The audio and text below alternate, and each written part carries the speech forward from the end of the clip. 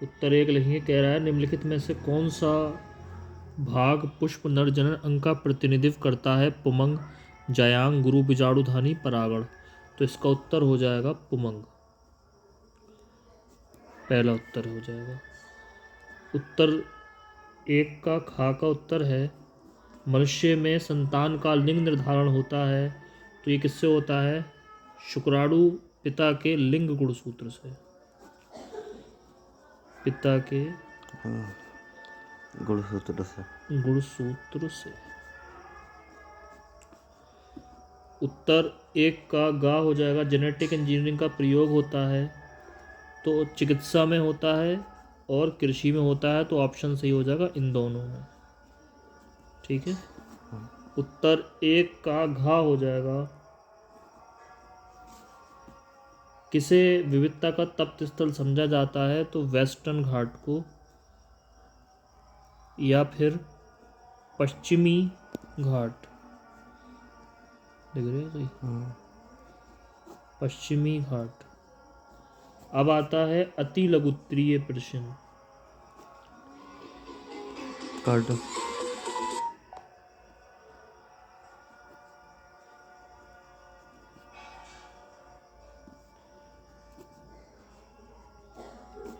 उत्तर एक पूछा है क्लाइफेंटर और टर्नर सिंड्रोम में गुणसूत्रों की संख्या। तो क्लाइफेंटर में होते हैं 47 और टर्नर में होते हैं 45। प्रश्न दूसरा है। उत्तर नर जन्म कोशिकाएं किस विभाजन द्वारा शुक्राणुओं का निर्माण करती हैं? तो अर्धसूत्री विभाजन द्वारा। कौन सा विभाजन? अर्धसूत्री विभाजन। अर्धसूत्री विभाजन। तीसरा है गा पराग कण मात्र कोशिका में गुणसूत्रों की संख्या क्या होती है? तो ये जो है 4 होती है। कितनी होती है? 4 होती है। उत्तर घा है। समष्टि में परिकल्पित पिंड किस प्रकार के होते हैं? तो पिंड जो होते हैं 3 प्रकार के होते हैं।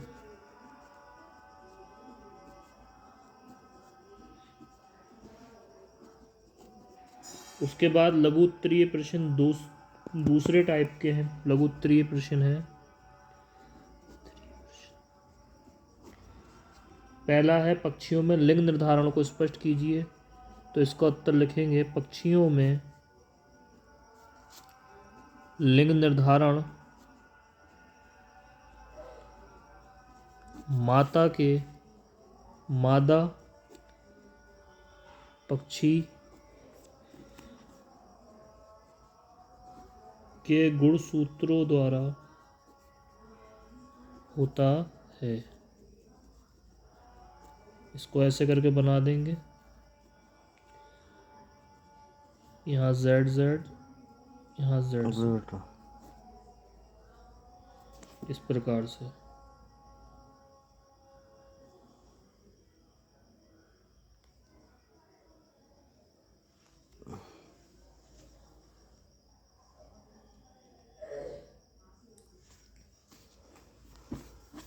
अगला प्रश्न है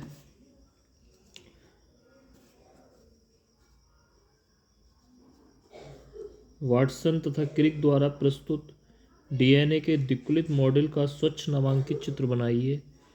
तो उन्होंने इस तरीके से डीएनए का चित्र बनाया था।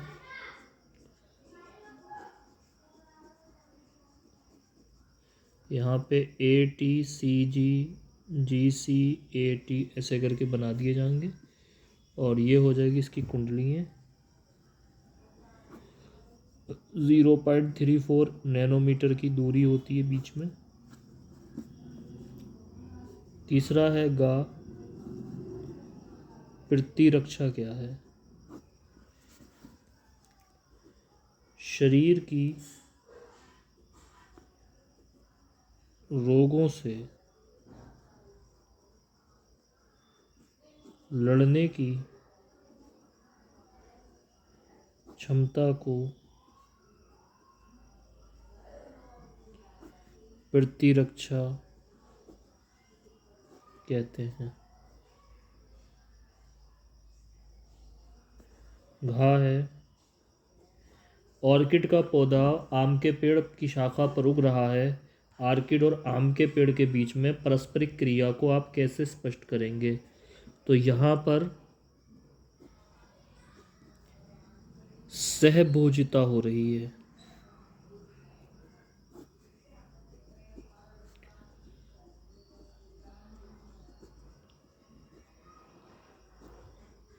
सहभोजिता में एक को लाभ, दूसरे को ना लाभ ना हानि, यानी ज़ीरो होता है। इसे कहते हैं सहभोजिता। आम को लाभ हो रहा है,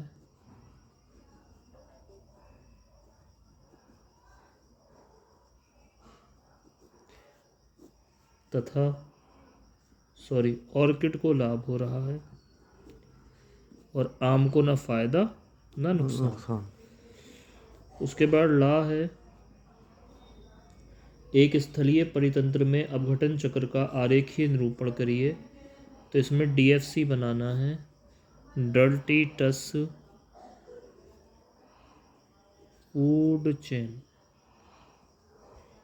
उसके बाद लघु बीजाणुधानी तथा गुरु बीजाणुधानी के बीच कोई अंतर स्पष्ट कीजिए। रुको एक मिनट। लघु बीजाणुधानी के बारे में यहाँ लिखा गया है, लघु बीजाणु जनन लिखा गया है। तो इसका जो उत्तर है वो आप यहाँ से लिख सकते हैं। इसका चाहे तो आप स्क्रीनशॉट ले लें। उसके बाद अगले प्रश्न की ओर बढ़ेंगे। अगला प्रश्न है लघुत्तरीय सेकंड का।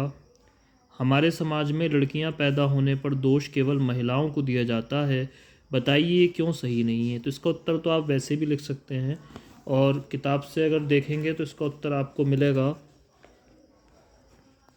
हमारे समाज में लड़कियां पैदा होने पर दोष केवल महिलाओं को दिया जाता है, बताइए क्यों सही नहीं है?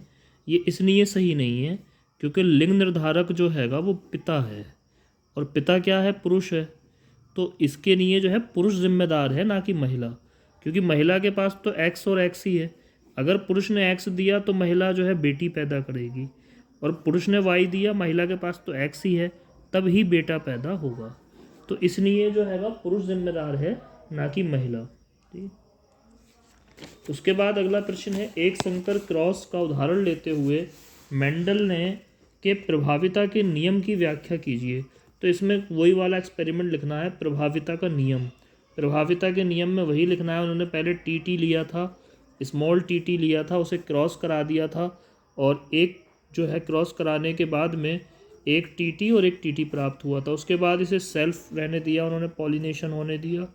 सेल्फ पॉलिनेशन के बाद जो है यहाँ पे क्या हुआ, एक टीटी टीटी टीटी और टीटी। तो देखो दो तो सेम थे, एक सेम था और एक सेम था। तो 1:2:1 उन्होंने बोला जीनोटाइपिक अनुपात है।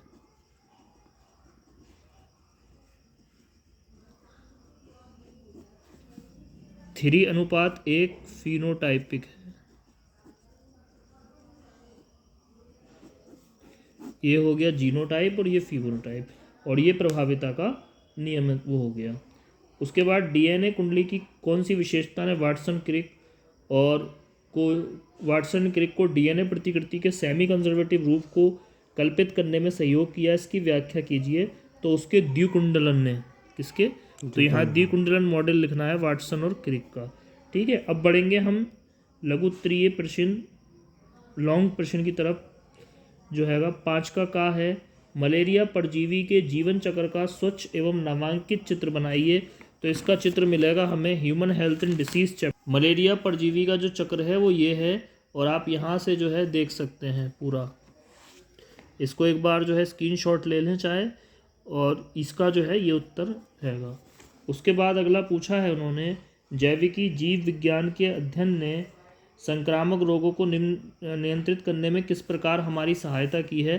तो ये निबंध टाइप उत्तर है। इसमें बहुत सारी चीज़ें लिख सकते हैं, टीका दिया, औषधियाँ दी हैं, और बहुत सारी चीज़ें हमें दी हैं। तो ये जो हैगा एक हो गया। उसके बाद कह रहा है, जैव उर्वरक किस प्रकार से मृदा की उर्वरता को बढ़ाते हैं? तो ये बायोलॉजी उर्वरक किस प्रकार से मृदा की उर्वरता को बढ़ाते हैं, तो ये इसका उत्तर यहाँ पर है लिखा हुआ।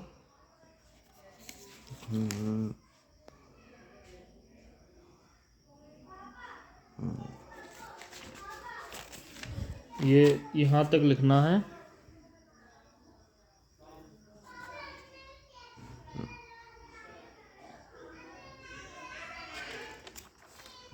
इसके बाद अगला प्रश्न है, बैकुलो वायरस क्या है? ये भी इसी चैप्टर से मिल जाएगा।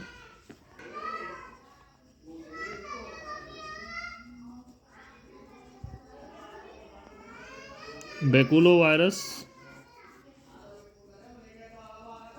ऐसे वायरस जो जीवाणु को इन्फेक्ट करते हैं, उन्हें बैकुलो वायरस कहते हैं। हो गया। उसके बाद अगला प्रश्न है, दीर्घ उत्तर में चलेंगे अब।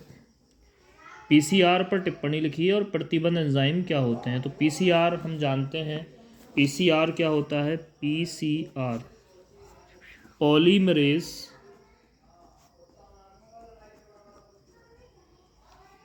Chain reaction. पीसीआर का जो प्रश्न है हो गया। यह है पीसीआर पर टिप्पणी। इसका उत्तर यहाँ लिखा हुआ है पूरा, यहाँ से लेके यहाँ तक।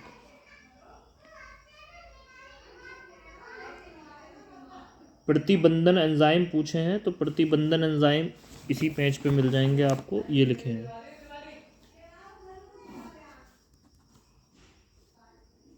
उसके बाद अगला प्रश्न पूछा है, जैव प्रौद्योगिकी का कृषि क्षेत्र में क्या उपयोग है? तो ये आप बहुत आसानी से लिख सकते हैं इसका उत्तर।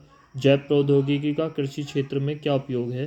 तो इसका उपयोग जो है आपको अगले पेज पर मिल। इसका उत्तर यह है कृषि, बागवानी एवं वन विकास। ठीक है, जैव प्रौद्योगिकी का कृषि में प्रयोग हो जाएगा ये। अगला प्रश्न है, पारजीनी जंतु से आप क्या समझते हैं? तो पारजीनी जंतु भी आपको यहीं मिल जाएंगे, ये मिल जाएंगे। पारजीनी जीव या ट्रांसजेनिक ऑर्गेनिज्म, ये पारजीनी जंतु उन्हें कहते हैं। ठीक है, उसके बाद बात करेंगे उत्पादन एवं अपघटन में अंतर। तो उत्पादन का मतलब होता है पैदा करना, और अपघटन का मतलब होता है छोटे छोटे टुकड़ों में नष्ट करना।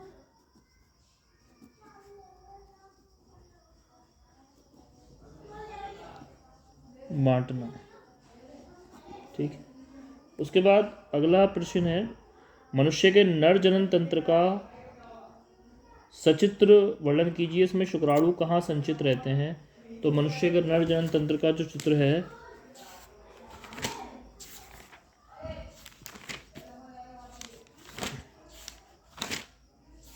यह है मनुष्य के नर जनन तंत्र का सचित्र वर्णन कीजिए। ये पूरा हैगा, इसका उत्तर देख लें यहाँ से स्टार्ट करके और यहाँ तक।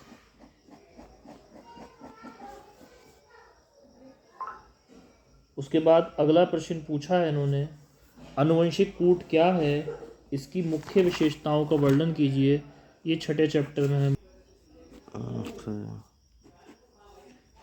आनुवंशिक कूट क्या है, इसकी 4 प्रमुख विशेषताएं ये लिखी हुई। कूट की जरूरत है। अगला पूछा है, किसी भौगोलिक क्षेत्र में जाति क्षति के क्या कारण हैं? कोई 2 विधियों को समझाइए। इसका उत्तर यहाँ तक लिखा जाएगा।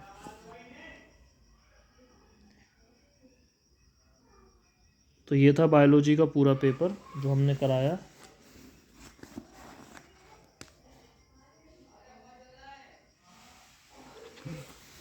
ठीक है।